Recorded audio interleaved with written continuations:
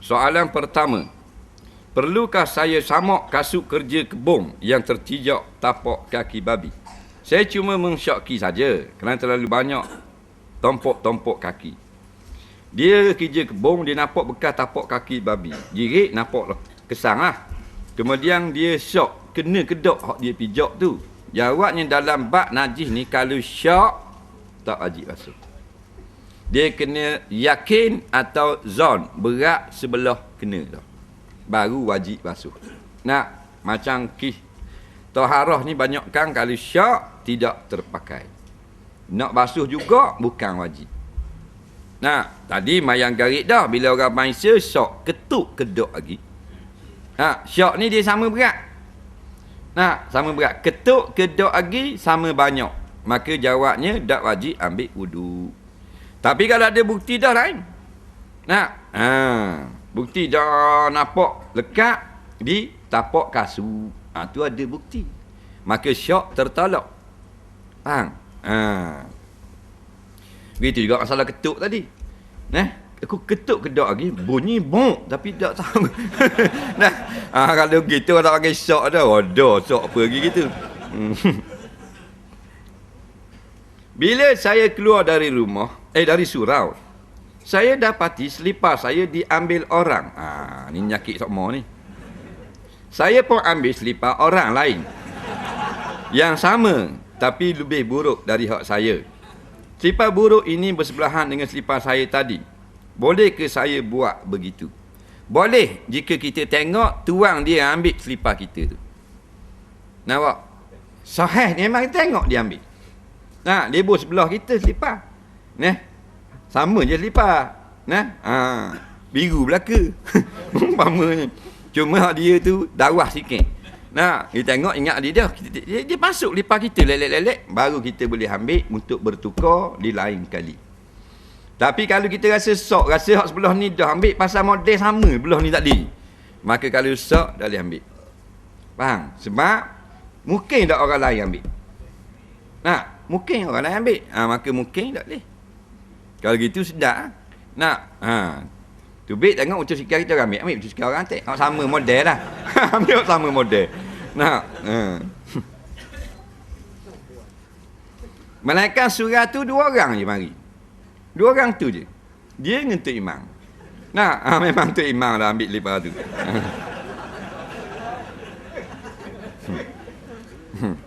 Dalam-dalam makan sekebang tu. Pada 20 tahun yang lalu saya ada masuk hakikah, bukan hakikah, aqiqah. Ditulis hakikah.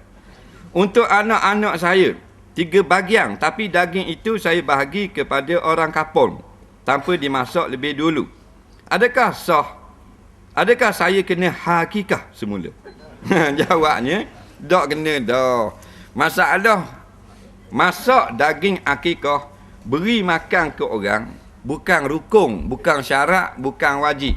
Sunat muakkad. Maknanya kalau kita beri hak metah pun sah akikah kita, tapi luput fadilah. Kerana sunnahnya masak beri ke orang. Jadi tak payah akikah semula. Air paip dalam paip besi atau plastik kena matahari, air itu jadi panah. Sah atau tidak wuduk kita kalau menggunakan air itu? Air yang panah, dia letak dalam paip. Paip dia tu paip besi lama. Ni PVC tak panah. Panah besi dia panah. Tulang duduk di luar kena panah paip tu. Dia pun ambil wuduk. Jawabnya tak ada masalah air panah, air sejuk. Cuma makruh saja kata ulama ambil wuduk atau mandi junub air yang sangat panas. Itu juga istinja. Atau sangat sejuk. Sejuk tak apa. Sangat sejuk makruh. Sangat sejuk, kita ambil dengan air batu. Kadang-kadang kita jadi mandi tak rata. Kira nak sudah siap derah. Kalau sejuk jadi tak berapa nak rata jiru. Gitu juga dengan panas. Bila panas, kita tak sedap nak jiru banyak-banyak. Kadang-kadang jadi bawa takut, tak rata, tak sah. Dah kalau boleh rata, tak ada masalah. Air gelegak, ambil wuduk. Ada dah kerana mu boleh rata. Jangan mudarat dah lah.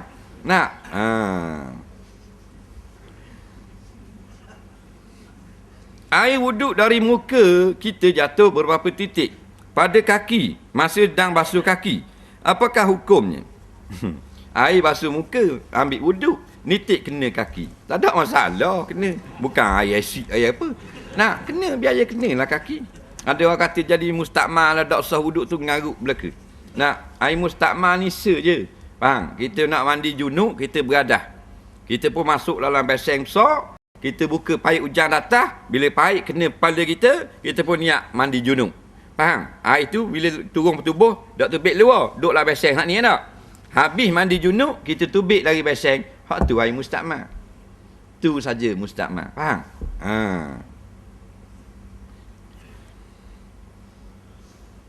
Kita ada wuduk, kita main kucing. Jadi nak tanya.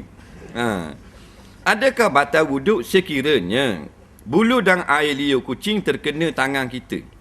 Masalah kena air liur rimah tak apa lagi. Tak ada masalah. Dua saja binatang yang najis, air liur dan juzuk tubuh badan dia. Di sisi mazhab Syafi'i, Hanafi dan Hambali, iaitulah anjing dan babi.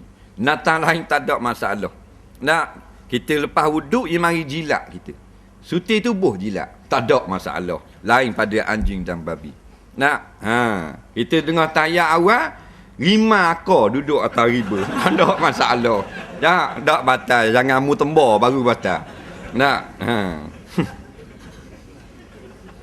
anjing babi tak boleh dukung, tak boleh kapong, tak boleh apa. Nak, hak lain tak apa. Gajah ke, nak botal belakang, tak ada masalah. Tangan kita terkena tapak kaki kucing. Sebab kita tak tahu dia main mana, air cor ke. Kucing dia ni dia tak tahu main air cor ke atau main kat bersih. Maka dia semayang setuh dengan tapak kaki kucing. Tak ada masalah. Kabodah sadik. Binatang lain daripada anjing dan babi sama macam manusia. Pada masalah setuh orang semayang atau setuh orang wuduk. Faham? Orang manusia kalau dia tubuh dia ada najis, dia postuh kita lekat najis di badan kita tengah semayang, tak sah semayang kita. Binatang itu kok, kucing tu kena tahi lembu, mari duduk atas riba kita. Tahi lembu kena di baju kita, belapang, batal lah semayang kita. Cuma saya nak suruh faham, ke atas semayang kucing mari duduk atas riba kerana kena tahi lembu, kerana nama dia kucing. Kerana tahi lembu, bukan kerana natang kucing tu. Faham tak? Kalau nana atas natang kucing, tak ada masalah. Anjing dan babi je tak boleh setuh kita.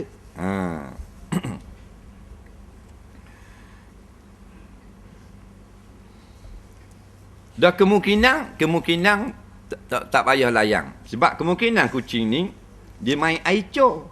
Saya tanya, mu basuh. Mana tahu kau main air cor? Apa tak? Air cacah kat tu.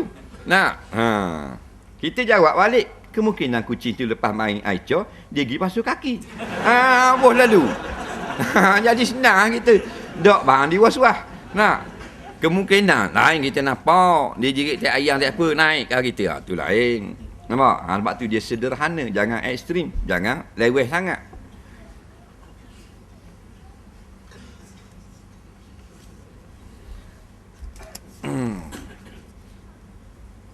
Saya keliru, ada orang kata perlu tunai haji dulu, baru tunai umrah. Sedangkan saya tak cukup duit nak buat haji, ni nak buat umrah dulu. Hak mana hak betul? Tak betul belaka kamu ni. Salah. Dengar molek-molek. Yang orang kata wajib haji tu benda maksudnya. Orang duk pergi haji tu orang buat benda je. Cakap apa ni? Orang kata wajib pergi buat haji tu. Orang duk pergi haji ni, orang duk sibuk duk pergi Mekah ni, orang buat haji saja ke haji dengan umrah? Haji dengan umrah lah sekaligus. Tapi orang tak panggil haji dan umrah, orang panggil buat haji. Sebenarnya pergi haji tu orang buat tak umrah. Kalau tak buat boleh tak? Tak boleh lah, kena buat sekali dengan umrah, faham? Wa atimul hajja wal umrata lillah. Maksud orang pergi haji tu ialah haji dan umrah sekaligus. Bukan orang buat haji saja tau. Orang duk pergi tu. Betul tak? Haji dan umrah dia duk faham kita pergi haji tu haji saja. Tak haji dengan umrah. Cuma dia ada haji tamattu, haji kirah, ada haji ifraq. Buat sekaligus dia panggil kirang. Buat dalam mula haji dia panggil tamattu'. Nak, buat suku lepas pada selesai segalanya panggil ifraq. Nak, tu panggilan tapi kena buat umrah. Tak buat tak boleh. Cuma kau tak panggil je. Nak, kau pergi mana tu? Nak sebab mana? Nampak buku beli besok nak pergi buat haji dengan umrah. Orang dah kata gitu. Orang kata haji saja. Padahal ada umrah wajib bersama-sama haji. Tabung haji dia tak kata kau. Tabung haji dan umrah. Tabung haji je lah.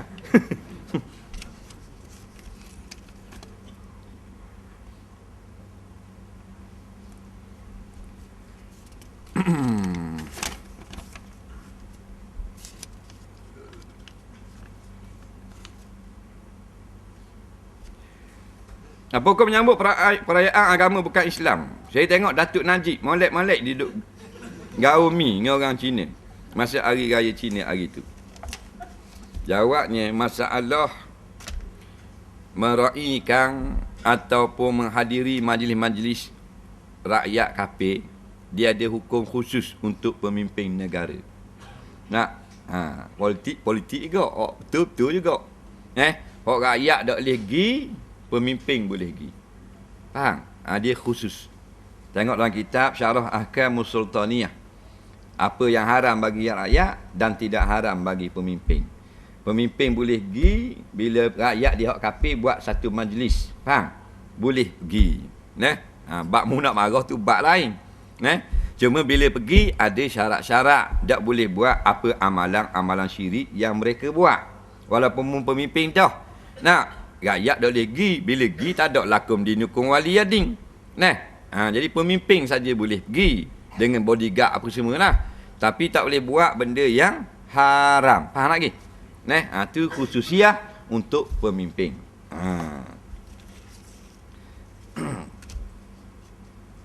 Soalan seterusnya.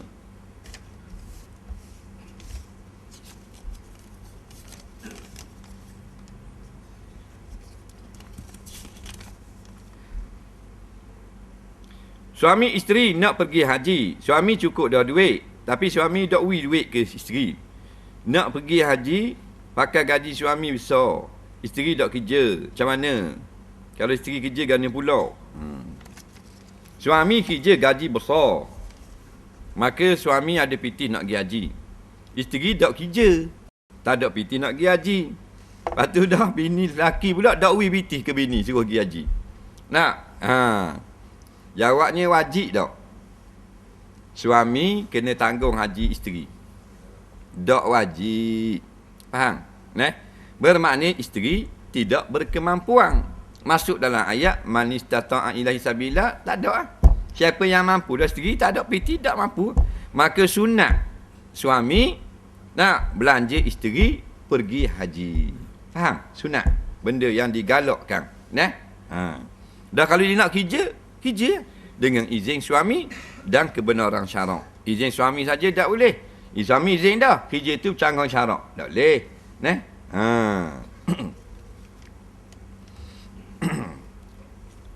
Soalan seterusnya.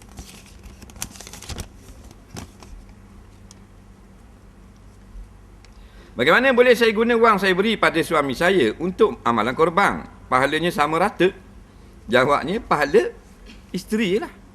Isteri ni masuk korban, pahala boleh ke isteri. Nampak? Dan kalau suami masuk korban, isteri boleh kata. Tu kelebihan orang puan. Bila dia bersuami, pahala suami dia buat, dapat ke dia kata. Dengan syarat, dia taat kepada suami. Faham? Dia duduk di rumah menyapu siapa, panggang ikan kering, goreng, basuh. Nak? Suami dia pun senang pergi dengar, pergi situ, pergi kuliah. Pahala suami dapat ke dia tak. Kerana dia membantu suami dia mudah dalam urusan ibadah. Dan dia taat. Batu kalau suami tak semayang, isteri tak tanggung. Suami tak tutup aurat, isteri tak tanggung. Tapi kalau isteri, suami tanggung. Gitu juga saya berikan wang kepada suami untuk akikah anak-anak kami. Akikah kena izin suami. Bang, akikah anak kita, dia anak busu ni nak pakai duit saya lah. Suami dia kata, boleh. Baru boleh. Kerana sunat ni kena atas bapa, bukan atas mak. Maka siapa nak ambil alih sunat atas ayah ni, kena minta izin. Kita nak ngekah anak kawan kita, kena minta izin ayah dia. Ayah dia kata, tak boleh kita ngekah juga. Tak sah. Anak orang. Faham? Soalan seterusnya.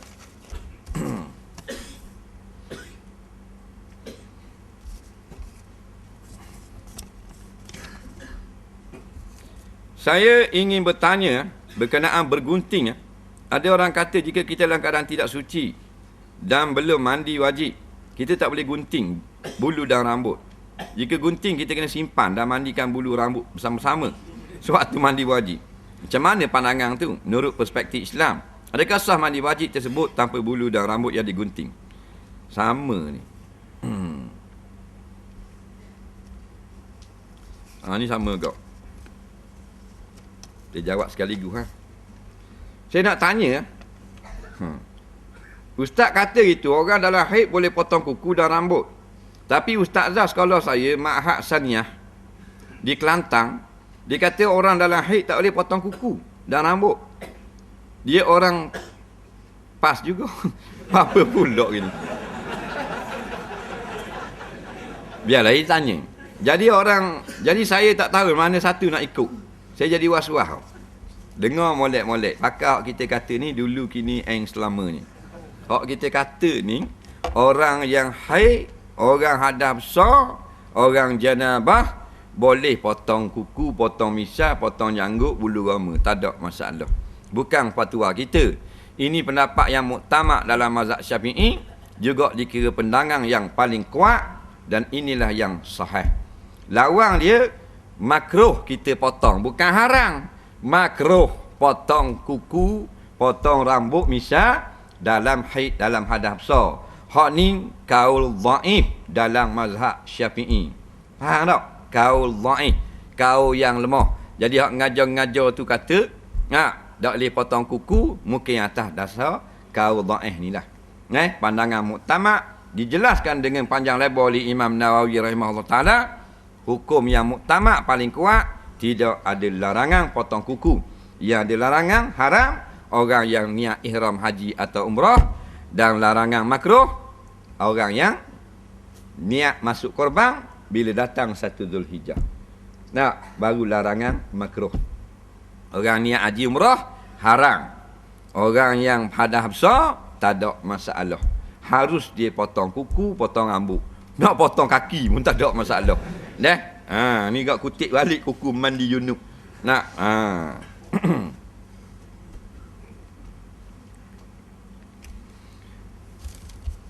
Baik.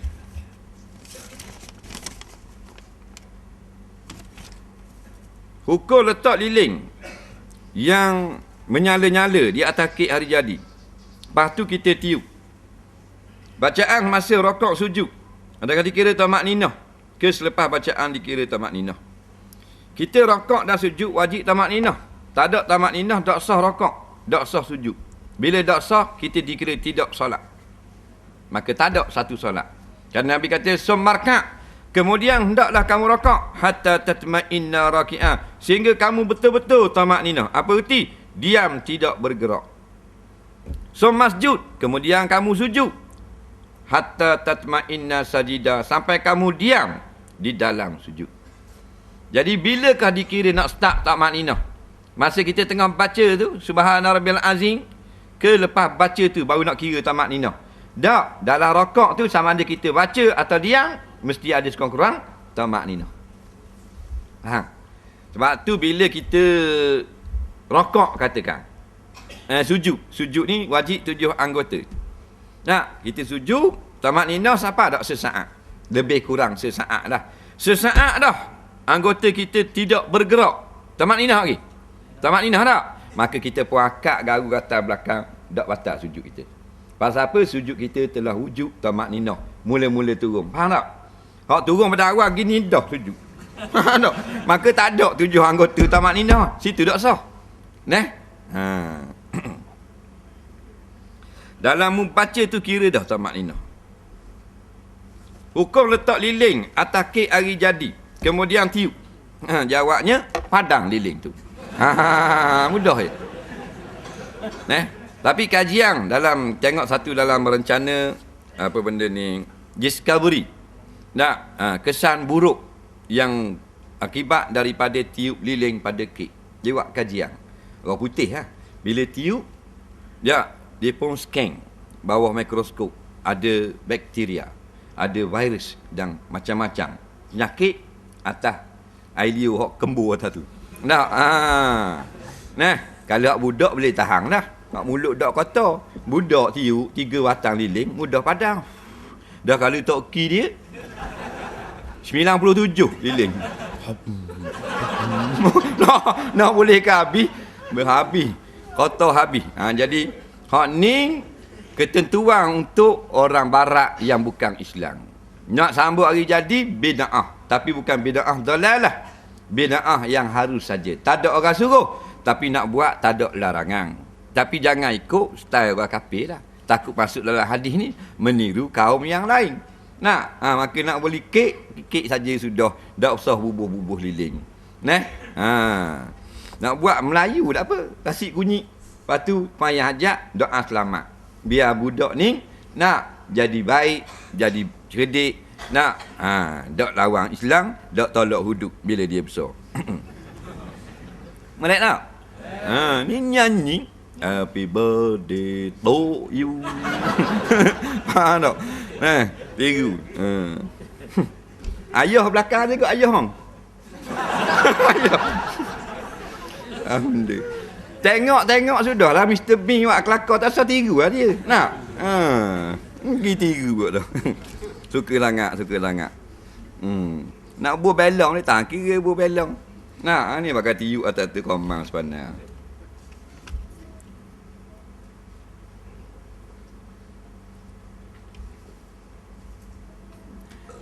Saya suka pasang CD orang baca Quran dalam kereta saya. Memang tak kereta orang. Dan saya juga ikut dia baca. Niat nak belajar. Tapi saya banyak tersalah. Sebab saya tak pandai baca. Apakah hukumnya? Boleh kita ikut orang baca. Orang baca live ke, orang baca dalam kaset ke, CD ke, MP4, MP3. Boleh. Dengan syarat kita dalam belajar. Kalau kita tak belajar lagi, boleh. Untuk membetulkan, ikut dengan mengajar ataupun memudahkan ataupun kita latih mulut kita untuk cuba belajar Quran. Tapi jangan terus dengan CD saja ikut gitu. Mesti kena ada guru. Tak. Sebab tu dalam orang yang belajar mesti banyak salah. Baru ni 2 kali salah. Imam Masjidil Haram mayang Sarawak. Betul tak? Bapak besar lah tu. Maknanya kalau kita salah ada pelik. Yang tak bolehnya kita tak ajar baca Quran. Ambil Quran, buka, pakai barang-barang. Berok. Haram. Tak boleh. Tapi kita belajar dah. Sebut banyak lagi salah. Dimaaf pada syarak. Emak dan ayah saya ingin bahagi harta mereka sama rata kepada anak laki-laki dan perempuan bila mereka tiada lagi di dunia ini nanti. Bagaimana wasiat tersebut hendak dibuat? Apakah hukumnya? Jawabnya, bahagi sama rata ni dia wasiat. Kalau mak mati bila-bila bagi sama rata ni, harta mak. Pak pula kata tak usah ikut faraid kalau pak mati. Bagi sama banyak. Wasiat lah tu. Sebab dia kata kalau aku mati. Kalau tak ada kalau aku mati, orang tak panggil wasiat. Kalau mak tak mati-mati, tak ada wasiat tu. Dia wasiat ni kalau aku mati. Kalau aku tak ada dah bila-bila. Kalau aku meninggal. Maka dipanggil wasiat. Dah wajib, tak sunat. Tak wajib. Melainkan dengan persetujuan tuang punya harta.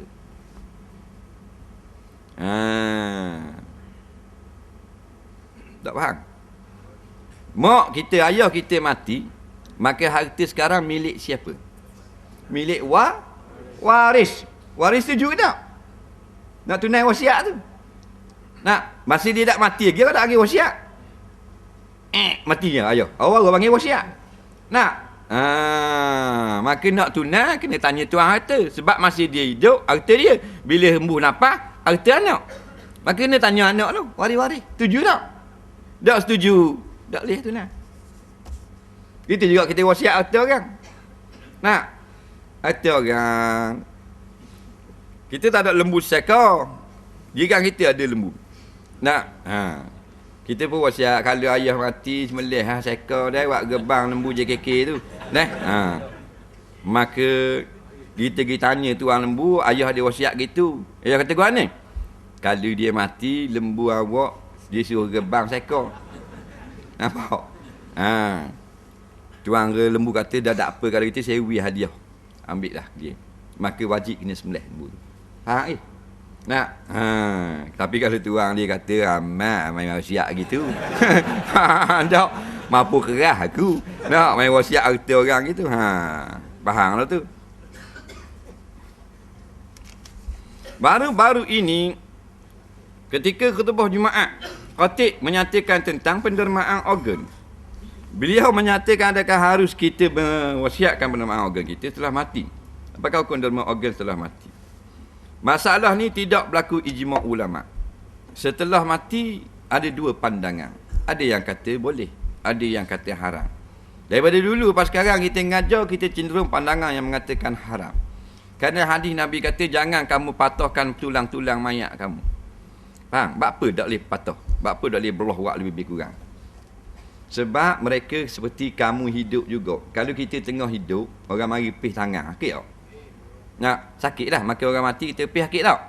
Maka tak boleh, haram. Nak dia mati dah, dibelah, ambil perut, ambil limpa, ambil hati, ambil pedu, ambil mata. Kulit ni sekarang orang ambil. Tengok dalam website, di Amerika dia ketang kulit mayat. Mayat letang, muka tak ke bawah, dia ada sejenis ketang.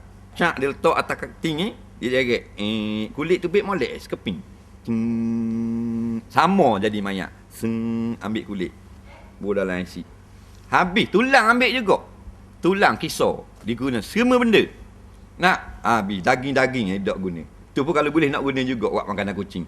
Nak, kalau habis benda boleh derma, tak ada benda mayat. Nak, dan kan haram kita mandikan dengan kasar orang yang sudah mati. Kerana menyakiti mayat. Apatah lagi, ada hadis terang. Jangan kamu patahkan tulang mayat. Nak, patah ni maksud jangan kamu sakiti mayat. Jadi kita cenderung pandangan kata haram. Nah.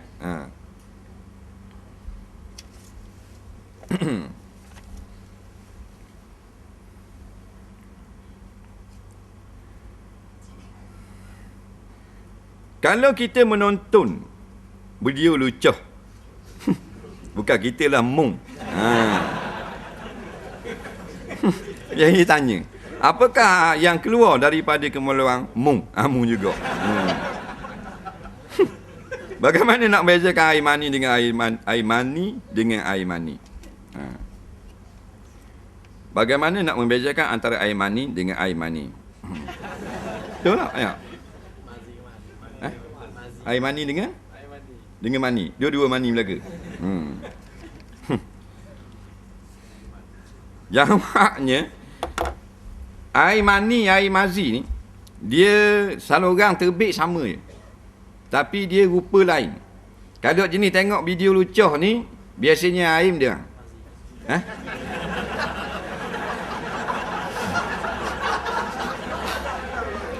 Zing. Biasa kalau jenis tengok video lucu ni keluar air dia. Mazi. Siap video lucu lah.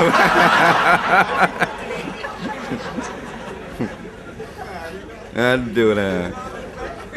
Masuk CD ni. Air mazi ni najis. Wajib basuh. Kalau ada wuduk, batal wuduk. Kena kain, wajib basuh, usah semayang. Air mani ni orang jimak. Orang onani. Faham? Biasa tu bik. Dia klimak. Maka dia menyebabkan wajib mandi. Beza dia, air mani dia keruh. Air mazi dia jernih. Faham? Jernih.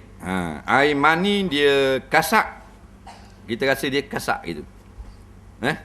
Air mazi dia licin. Dia full sintetik. Nampak? Jadi beza gitulah. Kalau keluar air jernih tu, air mazi, batal wuduk, wajib kena basuh. Kalau kena seluar, tak sah semayang. tak wajib mandi.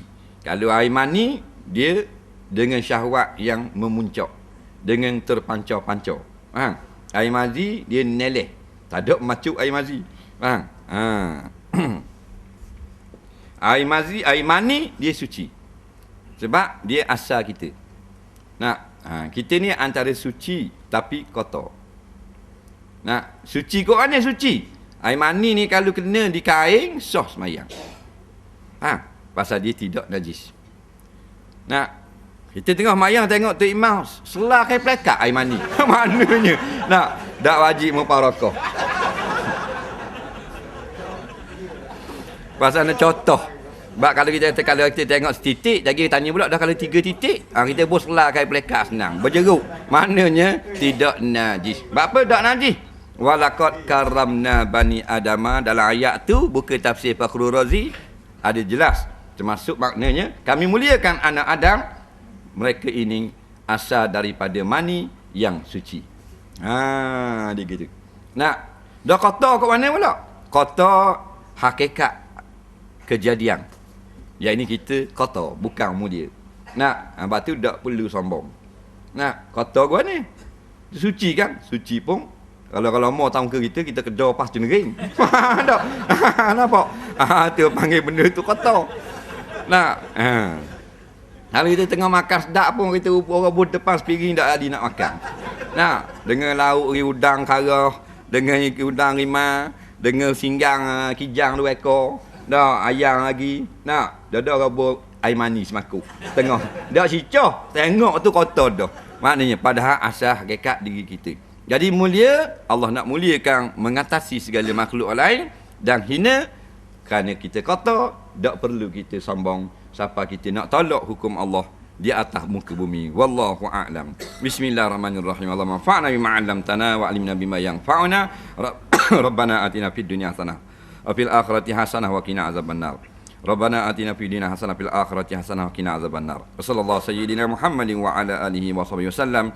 Walhamdulillahi rabbil alamin. Assalamualaikum warahmatullahi